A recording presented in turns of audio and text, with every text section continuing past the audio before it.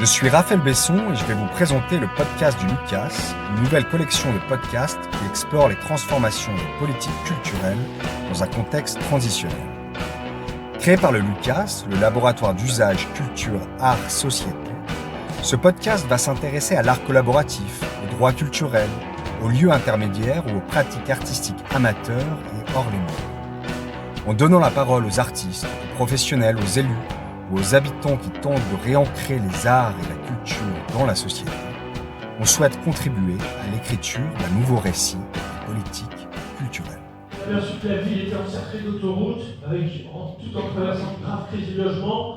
Donc on avait décidé avec Charles Altorfer, l'urbaniste et chanteur de la NPU, de débarrasser les automobiles, l'autoroute des automobiles, et en construisant 5 étages d'habitation sur l'ensemble du réseau autoroutier français, on s'est aperçu qu'on pouvait loger 70 millions d'habitants sans créer le moindre étalement urbain.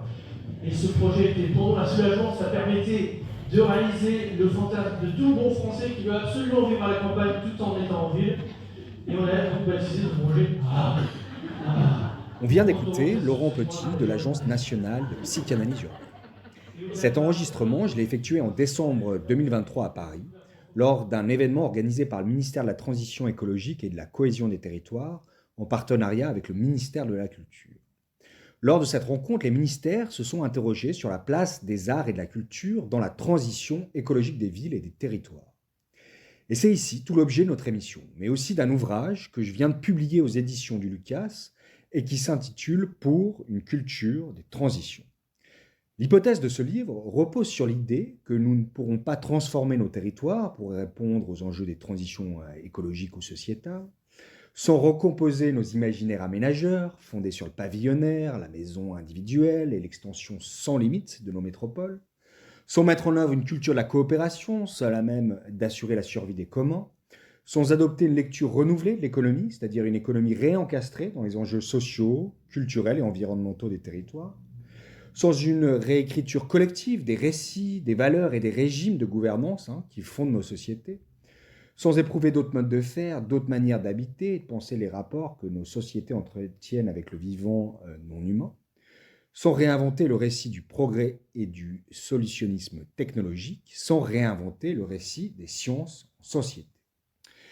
Les transitions ne pourront être pensées et déployées sans une réflexion sur les transformations culturelles induites sur les modes de vie, les valeurs, les représentations, les émotions et les imaginaires. Face à l'accumulation des rapports du GIEC qui nous décrivent inlassablement l'effondrement du monde et au constat de leur faible efficacité sur la décision politique et la transformation de nos modes de faire, il est grand temps de penser une culture des transitions. Alors pour discuter de cette proposition, j'ai interrogé dans ce podcast toute une série d'acteurs qui vont nous dévoiler la manière dont ils appréhendent la question d'une culture des transitions dans leur réflexion et leur pratique. On aura donc les témoignages de Magali Pinon-Lecomte, adjointe au sous-directeur de l'aménagement durable du ministère de la Transition écologique et de la Cohésion des territoires, Hélène Pesquine, secrétaire permanente du plan urbanisme, construction, architecture, François Laurent Touzin, directeur associé de l'agence 360 et président du département Ville, Environnement, Transport de l'école des Ponts et Chaussées. Agathe Otavi, cofondatrice de la coopérative d'urbanisme culturel Questa. Christine Lecomte, présidente du Conseil national de l'Ordre des architectes. Laurent Chiquano, directeur du Quai des Savoirs à Toulouse. Et enfin, Jérémy Choukroun, référent transition écologique à la DRAC PACA. On est donc sur une émission dense, d'autant plus qu'à la fin de cette émission, nous allons discuter avec la DRAC Auvergne-Rhône-Alpes pour voir comment la proposition d'une culture des transitions résonne ou non avec leur cadre de réflexion et d'action. Bonjour, je m'appelle Magali Pinon-Lecomte et je suis adjointe au sous-directeur de l'aménagement durable à la direction de l'habitat, de l'urbanisme et des paysages au sein du ministère de la Transition écologique. Voilà,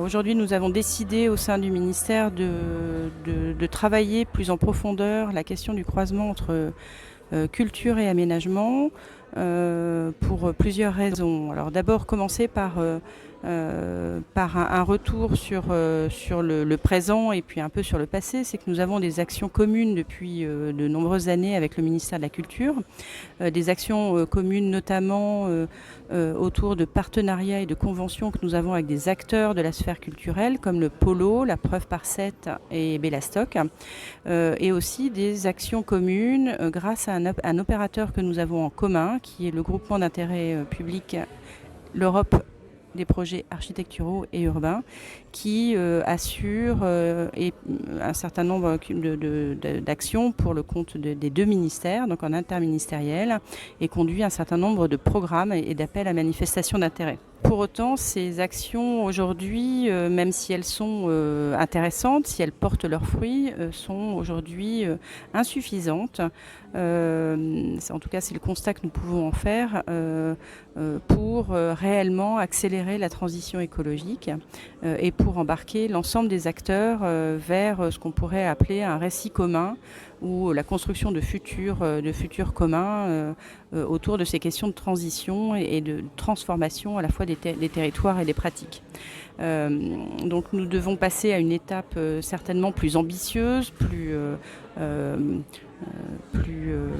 engagée, avec deux grands objectifs finalement autour de ces questions de croisement entre culture et aménagement en faveur de la transition. C'est d'abord de travailler davantage sur de nouveaux imaginaires pour accompagner nos politiques publiques qui portent des questions de transformation et de transition territoriale, et travailler aussi sur nos capacités créatives pour changer le monde. C'est un grand mot, mais c'est vraiment de cela dont il s'agit. Donc vraiment de favoriser la mobilisation de nos compétences créatives, des compétences créatives de tous les acteurs, du citoyen jusqu'aux aménageurs, voire jusqu'aux aux hommes politiques et aux élus. Donc ça, c'est la première raison. Et la deuxième raison, c'est plus fondamentalement d'accompagner la transition culturelle qui concerne tout autant nos représentations. Donc je parlais d'imaginaire tout à l'heure, mais c'est aussi nos représentations et aussi de transformer nos pratiques tant professionnelles qu'individuelles.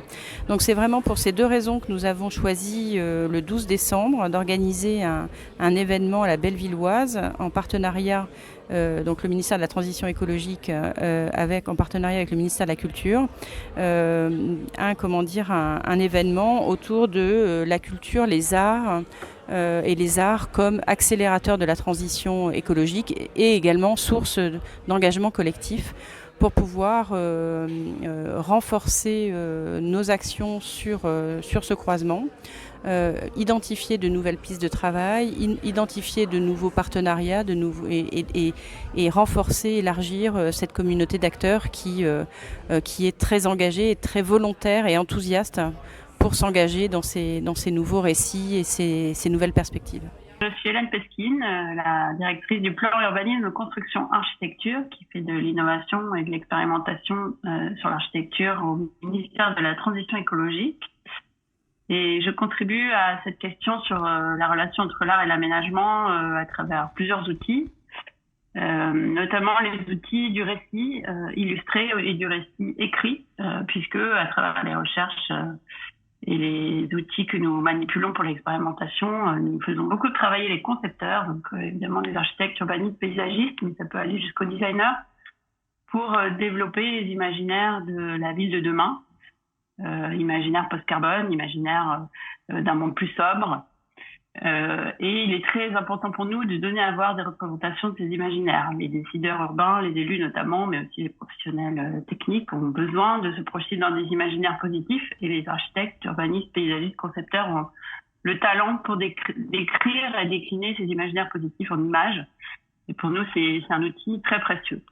Et puis le second outil, c'est celui du récit. De plus en plus, la recherche en sciences humaines se traduit en récit. Ça a toujours été un des outils d'ailleurs de la recherche en sociologie, en urbanisme, en sciences politiques. Et ce sont des récits de plus en plus vivants et de plus en plus co-construits qu'on établit grâce aux équipes de recherche qui sont embarquées dans un certain nombre de collectivités sur des questions contemporaines.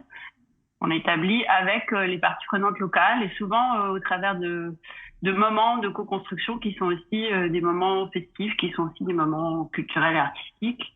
Je pense notamment aux recherches qui se tiennent dans des petites villes de moins de 20 000 habitants où la capacité à embarquer finalement les acteurs locaux passe aussi par des médias innovants et en particulier celui des arts vivants, notamment du théâtre. Et donc on tire de ces expérimentations et de ces recherches des récits qui sont pour moi aussi un autre outil créatif, conceptuel et partagé du diagnostic urbain et du diagnostic territorial face à des difficultés nouvelles et des défis nouveaux auxquels sont confrontés les acteurs locaux.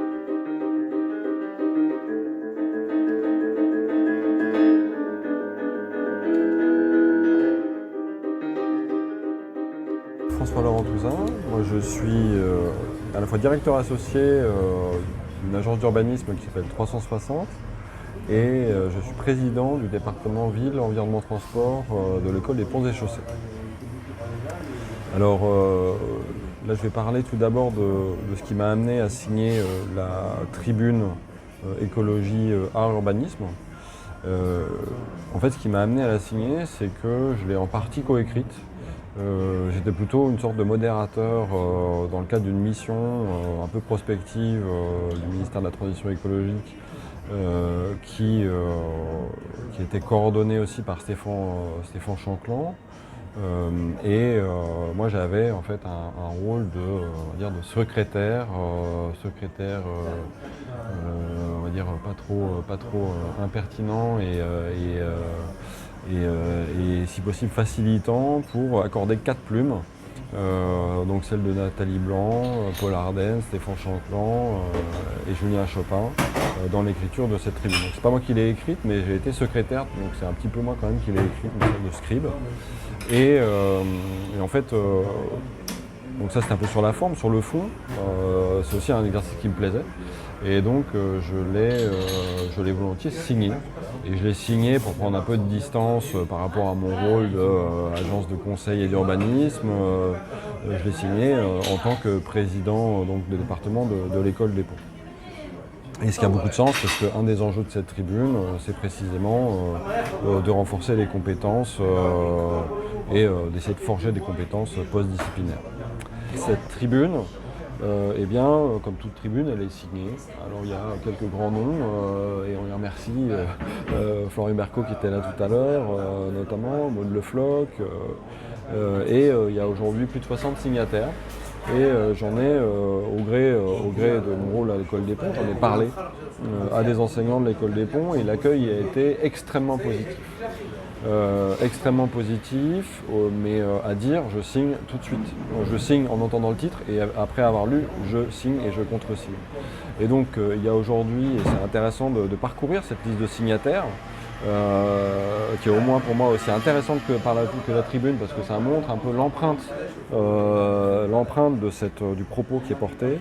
Il y a donc plusieurs grands ingénieurs de l'école des ponts, plusieurs responsables de département qui ont des parcours de pure ingénierie ou des parcours hybrides du type polytechnique, pont et historien.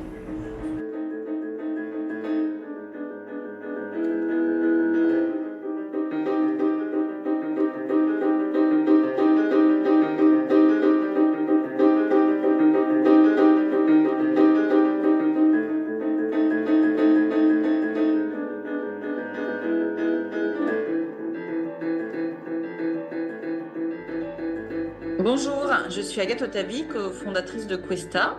Questa, c'est une coopérative d'urbanisme culturel qui est basée à Paris et à Rennes et qui travaille essentiellement en région Île-de-France et en région Bretagne. Actuellement, on développe le ménagement des territoires et comment l'art et la culture peuvent être mis au service des enjeux de transition écologique ou aussi, on peut l'appeler de bifurcation écologique, qui sont absolument nécessaires à mettre en œuvre. Et ça, tout le monde est d'accord. Et en même temps, on sent que, même si on est d'accord, on ne sait pas complètement comment le faire. Et que certes, cette question, elle a si on le prend d'un point de vue de la politique culturelle, elle a des enjeux par rapport aux questions de décarbonation de nos politiques, mais pas que. Elle est aussi surtout un enjeu culturel au sens fort de comment on crée, on invente des nouveaux récits voilà, qui mobilisent et qui donnent envie de se transformer, de modifier nos pratiques. L'urbanisme culturel, c'est voilà, un champ, une pratique, hein, pas que c'est un métier, c'est bien une pratique qui est née il y a voilà, une dizaine d'années aujourd'hui, portée par différents acteurs, des coopératives comme nous, mais aussi des artistes, des acteurs culturels, des urbanistes, qui essayaient de créer des liens entre le champ des territoires, au sens vraiment très large, et le champ de l'art et de la culture, avec l'idée d'ouvrir en fait les espaces de l'art et de la culture, et notamment les espaces assignés à la création, à la diffusion artistique, pour en faire un art utile, un art qui a des effets sur des questions concrètes, sociétales ou territoriales. Et pour le champ des territoires, une pensée de se dire qu'il faut que clairement on est sorti d'une logique de tabula rasa, qu'il faut venir vraiment comprendre finement les attentes en fait des uns et des autres, tester des nouvelles manières, travailler de nouveaux modes de participation, et que c'est ainsi qu'on va réussir à penser des politiques territoriales ancrées. Donc, voilà, il y a 10 ans, ce mouvement un peu a émergé, et aujourd'hui, il se structure avec une association qui s'appelle le Mouvement de l'urbanisme culturel, qui est lancé en décembre 2023 à la ZAT, zone artistique temporaire à Montpellier, et qui réunit une quinzaine d'acteurs dans un premier temps, mais qui s'ouvrira très largement à d'autres. Et parmi ces acteurs fondateurs, il y a effectivement des structures comme le Polo, des artistes comme Stéphane Chanclan, des personnes qui travaillent à l'intersection de ces questions-là, comme Fanny Broyel, ou Antoine Cochin, etc. Voilà, donc ça c'est le mouvement. Pour être assez concret sur des projets, donc comme je le disais, la spécificité de Questa, notamment dans ce champ d'acteurs, c'est aussi de répondre à des commandes, et c'est quelque chose qu'on aime bien, l'idée de la commande, de s'emparer de sujets. Pendant très longtemps, on a répondu à des commandes, ça fait 8 ans qu'on existe. Pendant longtemps, on a répondu à des commandes qui n'étaient pas du tout des commandes émanant de la culture, mais des commandes émanant vraiment de l'aménagement, ou d'autres politiques publiques liées à des enjeux territoriaux. Et c'est nous qui apportions dans ces commandes, qui relevaient souvent de questions de préfiguration ou de participation citoyenne, c'est nous qui apportions une dimension artistique et culturelle de façon très volontaire. C'est en train de changer, et on voit que de plus en plus les politiques culturelles commencent à s'intéresser à ces endroits un peu de pluridisciplinarité. Mais pendant longtemps, ça a été le cas. Et nous, on aime bien ce cadre de commande, en fait, et de l'idée qu'il y a un problème donné qui soit posé et qu'il convient d'y répondre. Et je peux donner un exemple qui est une commande qu'on a bien aimée, assez récente, qui est une commande de la région Bretagne, de la direction de la politique de l'eau. Donc, on voit bien que ce champ de l'urbanisme culturel, c'est pas seulement les directions de l'aménagement, mais ça peut être aussi d'autres politiques publiques.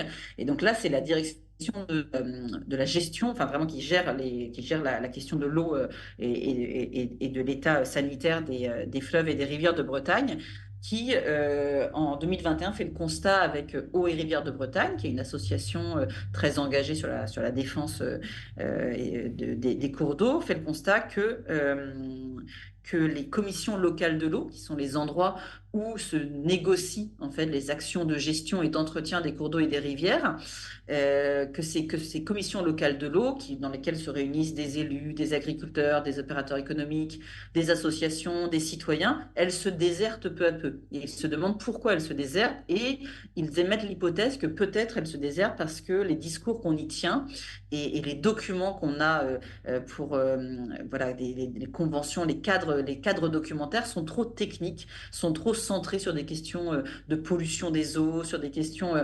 qui ne sont à savoir, qu'ils qualifient de froid et pas assez sensibles. Et ils se disent, si on abordait cette question de l'eau à travers des enjeux plutôt patrimoniaux et à travers des questions d'identité, sans doute les gens reviendraient fréquenter ces espaces-là.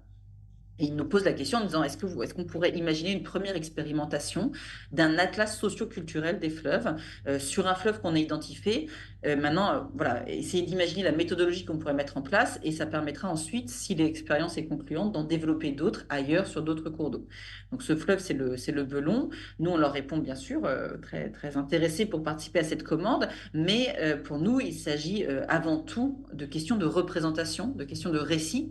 Et que c'est sans doute parce que les représentations ne sont pas, pourraient être complétées qu'en fait les gens ne s'intéressent plus à leur cours d'eau et qu'il y a vraiment une sorte de désintérêt qui est certainement lié aux récits qui sont faits de ces cours d'eau.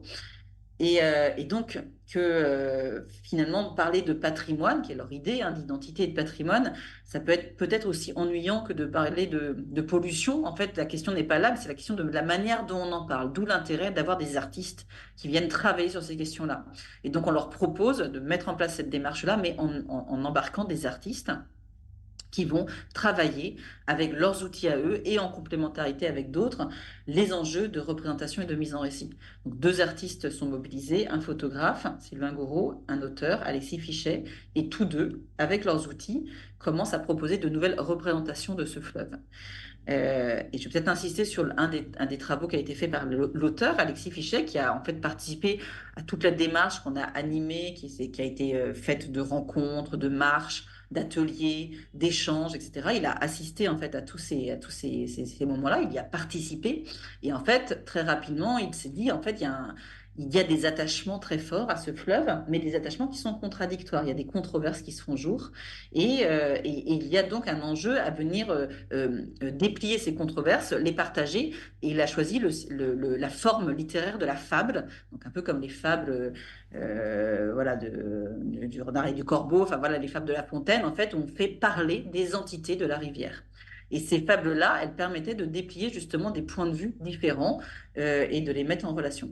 Bonjour, je suis Christine Lecomte et je suis présidente du Conseil national de l'Ordre des architectes. Aujourd'hui, en fait, on est confronté quand même à des enjeux écologiques et sociétaux qui sont absolument énormes au regard de ce qu'on a pu vivre avant, l'augmentation à plus 3, plus 4 degrés des températures, la question des crises de la biodiversité, des ressources, et puis les enjeux sociétaux qui vont avec, les crises migratoires, le vieillissement de la population. Et donc, on a beaucoup de renoncements à faire et beaucoup de nouveautés à faire, un peu comme si on devait revoir un nouveau modèle de société, où on gaspille moins, où on travaille moins à s'étaler sur le territoire, etc., etc. Et donc, ça met en question la façon dont on fait du projet, la façon dont on construit en fait les réponses qui sont souvent et qui étaient souvent très techniques aujourd'hui. Et on imagine qu'à la place, il va falloir travailler sur le récit pour qu'en fait l'ensemble des populations, l'ensemble des acteurs se sentent transportés pour pouvoir bifurquer en fait et changer de trajectoire sociétale et culturelle. Et pour ça, en fait, cette question du récit culturel, elle est extrêmement importante, que ça soit dans le quotidien, mais surtout dans la fabrication de la ville, parce que c'est totalement différent de penser une ville où on peut s'étaler sur la terre agricole ou une ville où on va devoir densifier, mutualiser des espaces, travailler peut-être à être plus proche de son voisin dans les usages, avec aussi la chronotopie, les temporalités. Et donc, pour accepter en fait tout ça, eh bien, on a besoin de le comprendre. Et en fait, c'est la culture et la création qui permet cette compréhension et qui permet, mine de rien, au cerveau d'accepter un changement, en fait. Et dans ce cadre-là, on a énormément d'initiatives qui se font de manière assez spontanée dans le monde de l'architecture, que ça soit par exemple les permanences architecturales comme peut le faire l'architecte Sophie Ricard quand elle le fait à Rennes, que ça soit les résidences d'architecture que l'on monte dans les maisons de l'architecture qui sont en fait des aventures culturelles sur des problématiques urbaines et architecturales, par exemple la place de la voiture sur la place principale du village. Et donc, qu'est-ce que ça crée comme questionnement urbain et comme façon de vivre ensemble. Et donc, forcément, pour les architectes aujourd'hui, il y a une question qui est en amont du projet, qui est quelle trajectoire on veut, quel lien et quel récit culturel. Et dans ce cadre-là, en fait, ça questionne même les missions des architectes, parce qu'on ne peut plus arriver sur un projet sans avoir une lecture des habitants, une lecture du diagnostic beaucoup plus fine, et surtout parce qu'on ne va plus être dans des constructions standardisées, on ne va plus être là-dedans. On va être dans partir du déjà là, partir de l'existant, partir de l'histoire sociale, des lieux, peut-être aussi arrêter de construire avec des matériaux issus de la pétrochimie, donc des matériaux biosourcés, géosourcés qui vont avoir des histoires. Et donc forcément, pour l'architecte, il y a une phase nouvelle qui arrive un petit peu en amont, qui est cette phase de diagnostic architectural, culturel et technique. Et le mot culture dedans n'est pas galvaudé parce que c'est aussi le moyen de savoir comment on embarque en fait l'ensemble des communautés qui tournent autour du projet dans un projet. Voilà. Et dans ce cadre-là, on a accompagné un dispositif qui est en cours de mise en place à l'ordre et qui est en cours de mise en place par 2 ministères et dont on espère que ça va faire émerger des choses. C'est la place de la culture dans toutes ces politiques publiques de l'aménagement. Et c'est de se dire, est-ce qu'il y a une place pour des acteurs culturels, autres que les architectes, mais aussi, pourquoi pas, les architectes avec des artistes, avec des plasticiens et autres, pour construire, en fait, et faire émerger, en fait, ces récits culturels au départ des projets de ville. Donc, on espère beaucoup parce qu'aujourd'hui, il y a un espèce de flou sur où est-ce qu'est la culture dans les marchés publics de ce type-là. Il n'y a pas vraiment de place. Il n'y a pas vraiment d'enjeu. Alors, soit c'est une commande artistique qui est à part, mais qui n'est pas avec. Soit il y a une commande artistique, mais elle n'est pas liée avec ce qu'il pourrait y avoir comme maîtrise d'œuvre derrière. Et donc, sur des sujets très forts, hein, j'en prends un par exemple qui me touche particulièrement, c'est le recul du trait de côte. Le recul du trait de côte, ça va toucher 1,5 million de personnes, 600 000 bâtiments. Et donc, à un moment donné, on va confronter les gens face à une réalité physique qui est que la mer recule. Et donc, pour comprendre que la mer recule, mais qu'on va devoir faire avec et non pas lutter contre, eh bien, il y a tous ces dispositifs culturels. Et aujourd'hui, en fait, la seule façon de pouvoir ensuite fabriquer du projet, c'est d'embarquer les gens, donc c'est de faire un acte culturel.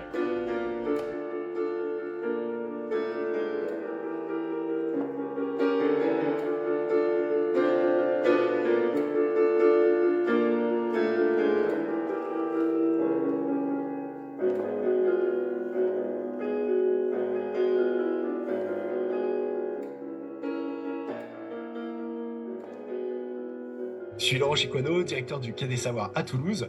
Alors, le Quai des Savoirs, c'est un centre culturel art, sciences, société, on va dire. C'est-à-dire que l'idée, c'est à la fois de partager les connaissances, donc les connaissances scientifiques de toutes les disciplines, mais c'est surtout travailler sur les enjeux contemporains qui sont des enjeux liés, bien sûr, aux transitions écologiques, hein, les enjeux environnementaux, mais aussi les enjeux systémiques, les enjeux épistémiques plutôt, c'est-à-dire les enjeux liés à la connaissance, à la façon de produire des connaissances aujourd'hui, à la façon d'apprendre, à la façon de transmettre ces connaissances, à la façon aussi de faire de la recherche. Hein. Donc aujourd'hui, on est face à un grand questionnement épistémique, épistémologique, c'est-à-dire comment on produit ces savoirs à l'heure des réseaux sociaux, à l'heure du numérique, à l'heure où parfois c'est compliqué de faire la différence entre les experts, les amateurs, etc.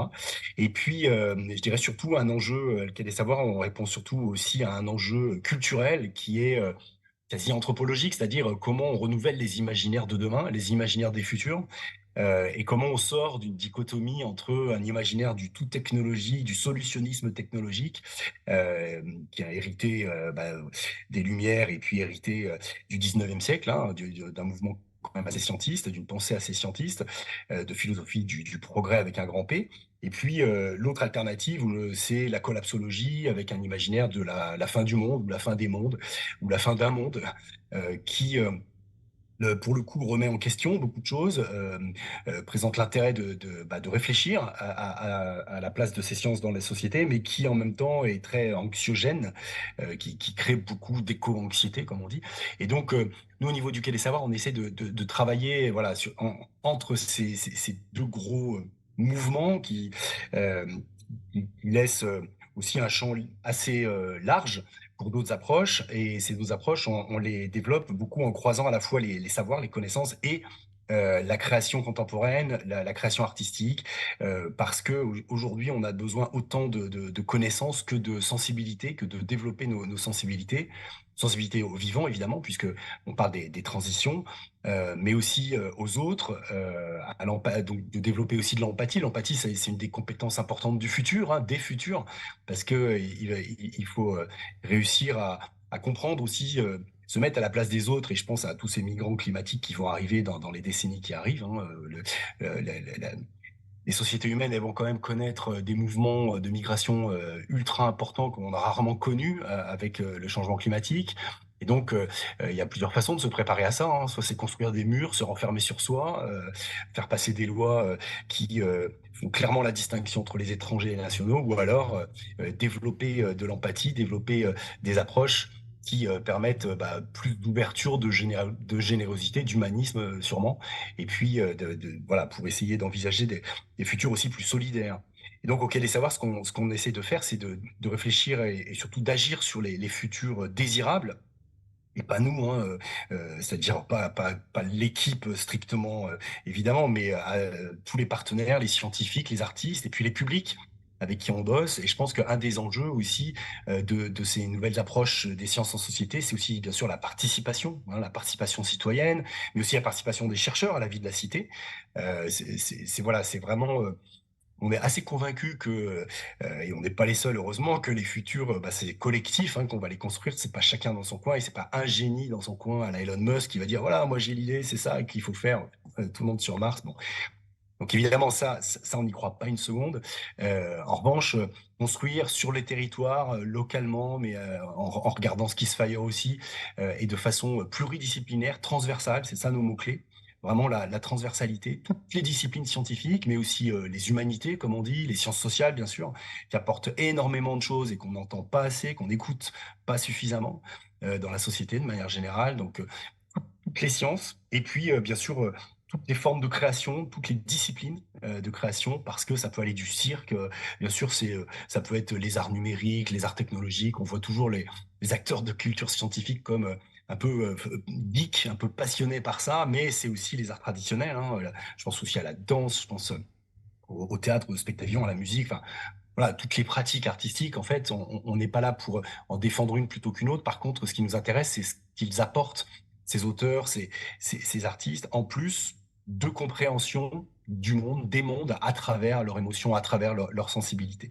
Et là, aujourd'hui, moi ce que j'appelle le tournant du sensible, mais voilà, dans le partage des savoirs aujourd'hui, ça devient de plus en plus clair pour tous, hein, pas que nous à Toulouse au Quai des Savoirs, mais voilà, un peu pour tout le monde, que cet enjeu art et sciences et société, cette articulation, elle est complètement nécessaire et fondamentale pour pouvoir à la fois comprendre ce qui vient et puis surtout en être acteur. Bonjour, je m'appelle donc Jérémy Choukroun. Je travaille pour le ministère de la Culture et en l'occurrence la direction régionale des affaires culturelles de Provence-Alpes-Côte d'Azur, où je suis le référent transition écologique. Alors nous avons lancé il y a maintenant à peu près 1 an un projet avec la région sud Provence-Alpes-Côte d'Azur qui s'appelle Transition en Seine. Et l'idée, c'est d'aboutir sur un pacte régional de transition écologique qui permettent d'inviter, d'inciter et d'accompagner l'ensemble des acteurs du spectacle vivant dans leur transition écologique. Alors ce pacte a été lancé parce qu'au niveau national, était en train de se préparer la même chose. Aujourd'hui, ça s'appelle le CACT de transition écologique. Et le souhait de la directrice régionale des affaires culturelles, de Bénédicte Lefebvre, était de se dire comment est-ce qu'on fait en sorte pour que ce projet national fasse sens au niveau local, corresponde aux besoins et aux attentes des acteurs et aux spécificités. On s'est aussi aperçu qu'il y avait pas mal d'initiatives, que la région souhaitait progressivement avancer sur ses cadres d'intervention en matière de transition écologique, mais que la métropole, par exemple, Aix-Marseille, avait lancé sa charte des éco-manifestations, que la métropole de Nice partait également sur une charte des éco-manifestations. Et donc, on s'est dit que le pacte régional, il pouvait avoir ça d'intéressant, qu'il allait réunir toutes ces initiatives, qu'il allait peut-être faciliter la vie des acteurs en leur disant vous adhérez au pacte régional et avec ça, vous savez que vous répondez un peu à toutes les attentes nationales ou locales et vous y voyez à peu près clair sur tous les possibles et tout ce qu'il faudrait entreprendre pour réussir cette transition écologique. Alors pour que ce pacte régional soit le plus pertinent possible, il a commencé par d'abord essayer de réunir tous ces éléments, toutes ces informations, mais aussi par exemple ce qui se passe en Occitanie avec Élémentaire, mais aussi ce qui peut se passer en Bretagne avec leur charte, etc., etc. Donc réunir cette première matière, pas repartir de zéro, et puis la présenter, la soumettre aux différents acteurs de Provence-Alpes-Côte d'Azur, et les faire réagir là-dessus et la faire compléter, progresser, émerger. Et donc ça a consisté à l'automne en 5 ateliers qui couvraient à peu près l'ensemble du territoire, où tous les acteurs étaient conviés pour y travailler, pour présenter ce contenu et pour l'alimenter, l'enrichir, mais aussi pour connaître toutes les initiatives qui sont aujourd'hui à l'œuvre, parce que évidemment il y a plein d'acteurs qui n'ont pas attendu l'État et la région pour faire des super projets. Et donc, pour nous, l'idée, c'est de savoir tout ce qui s'est fait, mais aussi de profiter de leur expérience, des échecs, des difficultés, parce qu'on va le voir, c'est quand même un sujet éminemment complexe et qui est loin d'être gagné. Alors, ça a réuni à peu près 410 acteurs sur l'ensemble de la région, et la spécificité, et je pense la clé de la réussite de cette ambition, c'est que petit à petit, on a réussi à réunir autant des artistes et des compagnies, on va dire la cible première du spectacle vivant, mais aussi bien sûr des lieux, des festivals, mais aussi des agents publics, des élus, etc. Et pourquoi c'est important? Parce qu'on s'aperçoit que dès qu'on parle de transition écologique, les gens lèvent la main et souvent disent « mais moi, voilà, on a essayé de faire ça, mais… » On a essayé de faire ça, on a mis en place des navettes ou par exemple un site de covoiturage, mais on s'aperçoit que les publics s'inscrivent pas sur le site de covoiturage et ça marche pas. On a essayé de repenser nos horaires de spectacle, mais on s'aperçoit qu'il n'y a pas de transport en commun, il n'y a plus de bus passé 23 heures et donc du coup les gens prennent la voiture. Etc., etc. Et donc, en fait, il renvoie toujours à des blocages liés à des acteurs extérieurs. Et donc, tout l'enjeu de transition en scène, c'est comment faire en sorte qu'il n'y ait plus d'acteurs extérieurs, qu'on soit que sur des acteurs présents autour de la table, et donc qu'on puisse ensemble dépasser ces blocages et les relever, et savoir qui fait quoi, et qui peut faire quoi, et que chacun se mette au travail. Voilà, donc c'est un peu le projet de transition en scène. Normalement, l'année prochaine, en début d'année, on aimerait sortir ce pacte régional. L'idée, ce sera que chacun y adhérera. Pour les acteurs financés par le ministère de la Culture, il sera en phase et la continuité de ce pacte dont je parlais au tout début. Et donc, il s'imposera dans leur contrat, il sera une condition pour le financement du ministère de la Culture.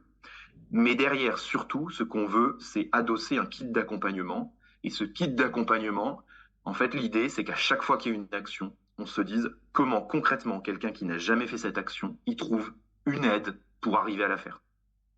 Alors cette aide, ça peut être simplement, tiens, regarde le cirque d'à côté qui l'a fait, ça lui a coûté tant, voilà comment il a fait, et voilà un numéro de téléphone si tu as besoin pour en profiter et pour appeler pour savoir comment faire.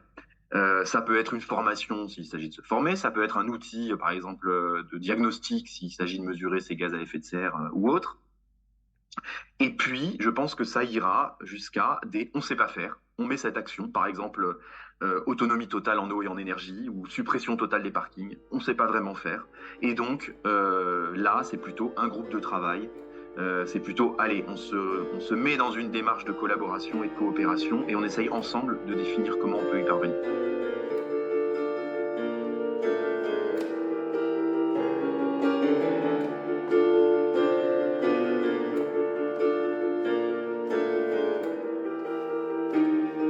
On revient en studio après ces différents témoignages consacrés à la place de l'action culturelle dans les transitions territoriales.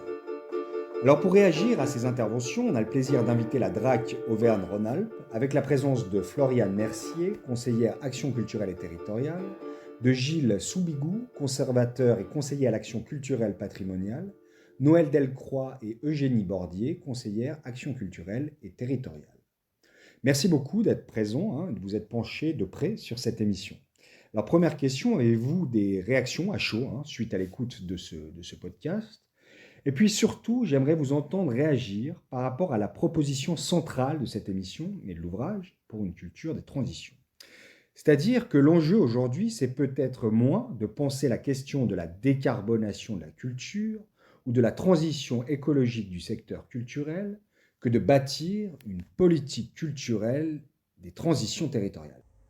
Je commence alors, effectivement, ce qu'on a entendu sur les précédents témoignages dit quelque chose, je crois, du cadre d'action politique dans lequel on se situe sur ces enjeux de transition. On sent effectivement cette tendance, et une beaucoup plus avancée que l'autre, de prendre le sujet de deux manières différentes, comme vous venez de le reformuler. Et c'est vrai que pour l'instant, la question de la décarbonation de la culture est quand même le discours dominant, bien que ce qu'on peut percevoir dans nos échanges avec les élus, avec les techniciens des collectivités territoriales, démontre certes leur préoccupation sur ces enjeux-là, mais en réalité de plus en plus de traiter de manière transversale, on pourrait dire aussi intersectorielle, des enjeux sur leur territoire. La question pour nous, je trouve désormais, c'est plutôt comment le cadre d'action publique prend en compte en fait cette attention et ce souhait de traiter des sujets de manière plus coopérative, plus transversale sur les territoires, et permet aux acteurs en fait de s'emparer de ces questions et de dépasser un niveau plutôt micro d'expérimentation, territoire par territoire, et de trouver une réponse un peu plus systémique. Et ils sont, je trouve, en tout cas très en demande du côté des services de l'État, donc en nous concernant, sur ces questions-là. Et je crois qu'il y a cette envie de leur part, de nous retrouver en interlocution, en réflexion avec eux, sachant que, certes, il nous incombe de leur répondre, mais aussi nous, de nous former, de progresser sur ces gens-là, et de progresser avec eux et d'y réfléchir avec eux, parce que les réponses toutes faites sur ces enjeux-là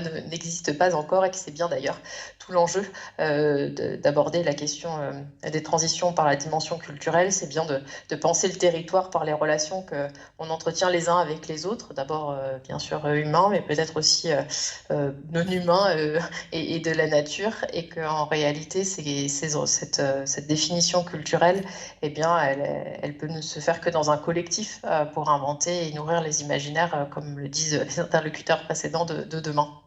Merci Floriane Mercier. Du coup, Gilles Soubigou, on est assez intéressé pour vous entendre sur le sujet en tant que conservateur et conseiller à l'action culturelle patrimoniale.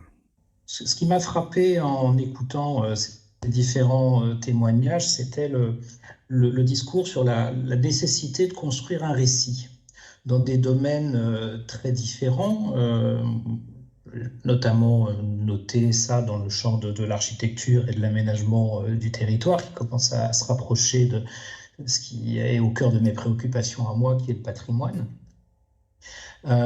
Mais quand il y a autant de personnes qui disent qu'il faut construire un récit partagé, c'est qu'on en manque cruellement, ou c'est que les récits qui sont disponibles ne sont pas jugés satisfaisants, ou alors c'est que, peut-être comme le laissait entendre Noël, il y a aussi une difficulté à construire vraiment un récit unique. L'approche territoriale, elle est intéressante à l'échelle de la région Auvergne-Rhône-Alpes. Dans le champ qui est le mien sur le patrimoine, il y a un certain nombre d'outils qui existent. Il y a tout ce qu'on va mettre en place comme action culturelle autour de la restauration des monuments. Et je rappelle que des monuments historiques, il y en a partout, sur tout le territoire, des grands, des petits, des illustres, des moins connus. Et ce sont des monuments qui construisent des récits, et qui construisent des récits mémoriels pour les communautés qui habitent ces territoires. Il y a des labels comme Ville et Pays d'Art et d'Histoire, il y a les centres culturels de rencontre également, qui sont des labels du ministère de la Culture, qui explorent depuis longtemps ces thématiques-là, et on constate qu'un récit qui va se construire sur un territoire de montagne en Savoie, c'est pas du tout le même récit que celui qui va se construire dans l'Allier, parce que c'est pas la même histoire, c'est pas les mêmes monuments, c'est pas les mêmes techniques, c'est pas les mêmes territoires en fait. Et en même temps, il y a des points communs. Évidemment, la question de la transition énergétique, de l'avenir qu'on doit construire, elle se pose partout de la même façon. Mais ça, c'est le premier point qui m'a frappé, la nécessité de construire un récit partagé ou des récits partagés. Il faudrait peut-être répondre à cette question.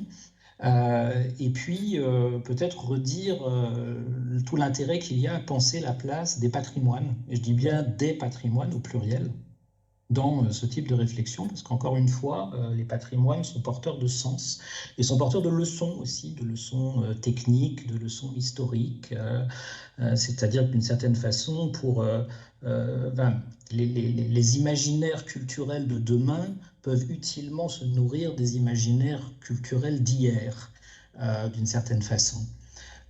Nos ancêtres répondaient à des contraintes environnementales, climatiques, avec des réponses techniques. Je pense à l'architecture en terre, par exemple, parce qu'elle est très présente dans notre région, qu'on a laissé de côté, qu'on a oublié, qu'on a détruit, au profit d'autres techniques de construction qui aujourd'hui se révèlent ne plus être en adéquation avec les attentes des gens qui habitent ces lieux en termes de résilience, de résistance au changement climatique. Et donc on constate de plus en plus un intérêt porté à ces techniques anciennes. Dans quelle mesure peut-on les réinvestir, les retravailler? Ça donne lieu à des projets avec des résidences d'architectes, par exemple. Donc là, on rentre dans le thème qui était celui de ce podcast. Il y a beaucoup d'initiatives qui sont très intéressantes et qui, encore une fois, peuvent prendre les patrimoines comme un matériau culturel en plus de tout ce qui a été abordé dans ce podcast. Est-ce que vous avez un exemple d'un lieu de patrimoine qui soit attentif, certes, au passé, mais surtout à l'avenir, et qui propose, comme vous l'évoquiez, des résidences dédiées aux transitions écologiques et sociétales? Oui, je pense, Floriane sera peut-être d'accord avec moi pour dire qu'on peut citer le château de Goutelas comme un lieu fort intéressant, parce que c'est un château avec des bases médiévales, avec des reconstructions à la Renaissance et à la période du XVIIe, XVIIIe. Ça a été un grand chantier de restauration associatif dans les années 60-70.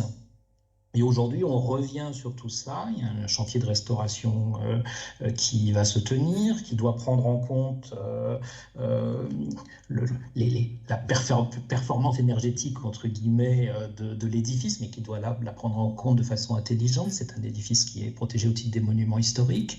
Et c'est un centre culturel de rencontre, donc c'est un lieu de résidence artistique, c'est un lieu qui réfléchit à des sujets liés notamment à la migration, à l'exil climatique y compris, avec des initiatives comme le Festival des cabanes, où les artistes viennent construire des cabanes dans le parc du château, ce qui a une dimension aussi de réflexion sur les matériaux constructifs. Je pense que c'est un bon exemple de toutes les...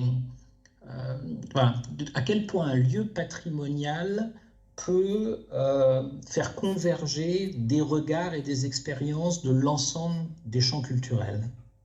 Je ne sais pas, Floriane, si tu veux compléter. Si, mais je dirais aussi que c'est un bon exemple pour aller un peu plus loin sur la question du récit, de dire que ce récit ne suffit pas, parce que pour le coup, le travail sur le récit il a beaucoup été fait par Goutelas, et que finalement, plusieurs interventions en parlent, mais je trouve un peu en filigrane. C'est la question de comment les acteurs en fait peuvent entreprendre à partir de ce nouveau récit, cette question centrale de la participation et finalement de la repolitisation, je trouve, de l'action, comment chaque personne participent à différents niveaux, dans différents cadres. Et là, pour le coup, nous qui allons nous lancer dans une grande concertation au printemps sur la question de la culture et de la ruralité, je trouve elle revient questionner la place des pouvoirs publics au sens large, hein, pas que de l'État, dans ce que il serait nécessaire ou pas, dans quelle place on devrait se situer par rapport à ce cadre qu'on peut donner pour que la participation et cette repolitisation ait lieu, encore une fois, dans différents niveaux, à différentes échelles, bien entendu.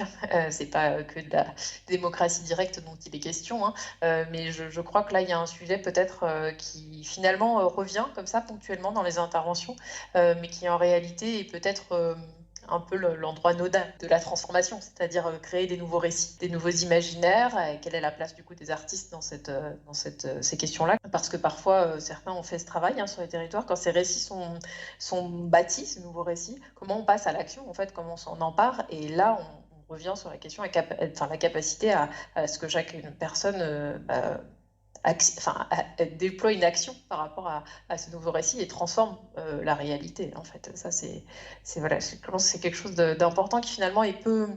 Chacun en parle comme ça, le mot participation et ponctue certaines interventions, mais on creuse pas, et à vrai dire sans doute parce qu'on n'a pas la réponse ensemble de ce sujet-là qui semble. Oui, c'est sans doute l'endroit où la transformation peut avoir lieu en réalité. Donc vous nous dites, hein, qu'il faut que l'on s'approprie collectivement ces nouveaux récits pour passer à l'action. Est-ce que selon vous, les projets culturels de territoire peuvent être le bon levier pour permettre ce passage à l'action, répondre aux enjeux culturels des transitions ? Sur ce sujet, on peut peut-être vous entendre, Noël Delcroix, donc sur la question des projets culturels de territoire ? Aujourd'hui, en Auvergne-Rhône-Alpes, les projets culturels de territoire, on en a deux de formalisés en tant que tels, donc dans 2 communautés de communes, Loire-Forêt-Aglo et la communauté de communes Val-de-Drôme en Biovallée. En tout cas, Floriane, tu m'arrêtes, parce que je sais qu'il y en a peut-être plus du côté de chez toi, mais donc aujourd'hui, ce qu'on a décidé, ce qui a été le changement un peu important depuis l'année dernière, c'est que la DRAC mène en place depuis 2014 un travail de contractualisation avec les communautés de communes sur des enjeux comme l'éducation artistique et culturelle dans tous les temps de vie.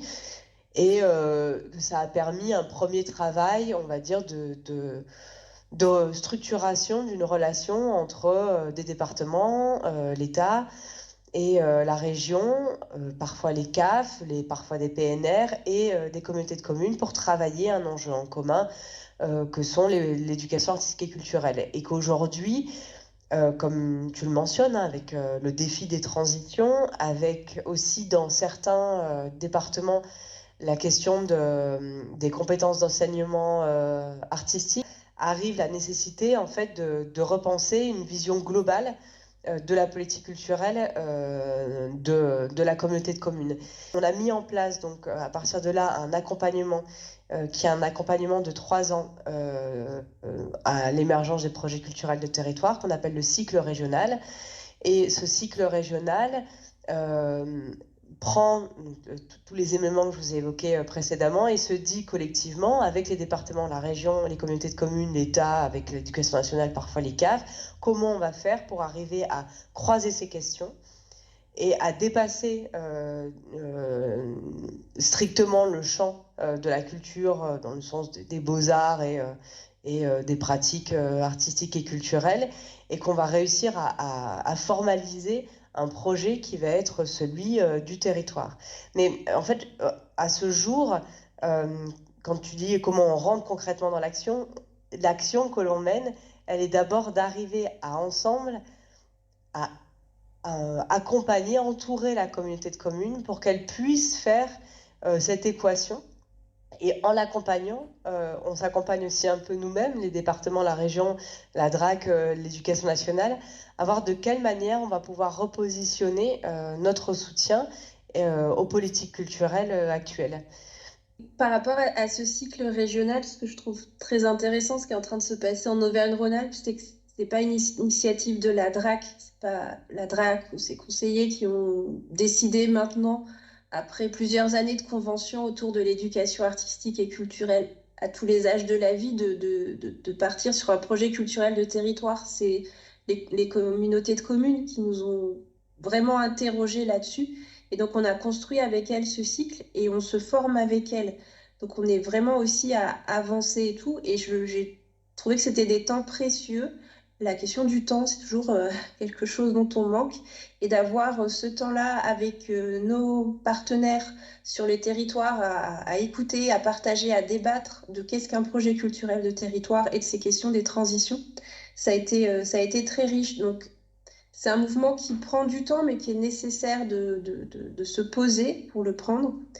Et moi qui m'occupe d'une zone plus urbaine que le reste de la région, les questions que les acteurs des zones plus rurales, élus ou chargés de mission culture, finalement, on les retrouve également dans la grande urbanité, puisque c'est la question de travailler ensemble, de sortir des silos et de collaborer. Et donc, ce cycle régional qui est plutôt rural, je pense qu'il pourra aussi être assez intéressant de venir le confronter aussi à des espaces plus urbains et plus denses en population et en équipement culturel. Décarboner la culture, c'est quelque chose qui est plus facile en termes d'audience à communiquer, travailler sur les projets culturels de territoire et travailler sur l'accompagnement de l'émergence de ces projets culturels de territoire dans une transversalité d'approche des politiques publiques. C'est ce que l'on fait aujourd'hui. On a beaucoup de mal à en parler, ça on peut en parler, mais à le valoriser parce que c'est beaucoup plus complexe aussi à transmettre en fait. Ah oui, je pense que ça reboucle sur ce qu'on disait de passer du nouveau récit qu'on arrive à formuler, en fait, y compris dans les intentions et de l'action qui parle avec voilà, des expériences, des projets qu'on peut voir, qu'on peut vivre aussi pour certaines expériences. Donc je pense que c'est vrai que c'est moins facile en tout cas de valoriser ça et de faire vivre ces sujets-là. Oui, je suis assez d'accord. Après, je pense qu'aussi, on ne l'a pas dit, mais ça nécessite un bouger en interne au DRAC et au ministère de la Culture qui nécessite de chacun de se déplacer avec des habitudes et des cultures professionnelles qui ont été construites pendant plusieurs décennies sur une manière d'envisager des politiques culturelles françaises en plus, dont on a toujours valorisé l'exception dans le paysage européen et international, et qui ont un réseau d'acteurs, et du coup, c'est normal de positions dominantes pour certains, moindres pour d'autres. C'est un jeu d'acteurs, en tout cas, les politiques culturelles françaises, qui nécessitent de bouger et y compris dans les organisations ministérielles.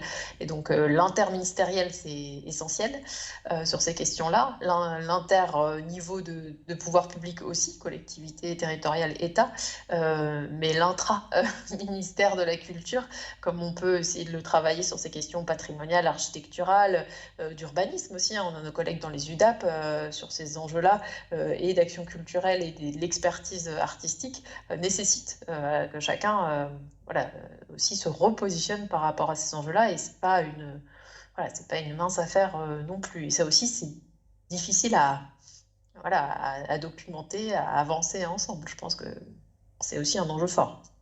Merci beaucoup pour vos différentes réactions sur ce podcast consacré aux approches culturelles des transitions. J'espère que cette émission vous a intéressé et je vous dis à bientôt.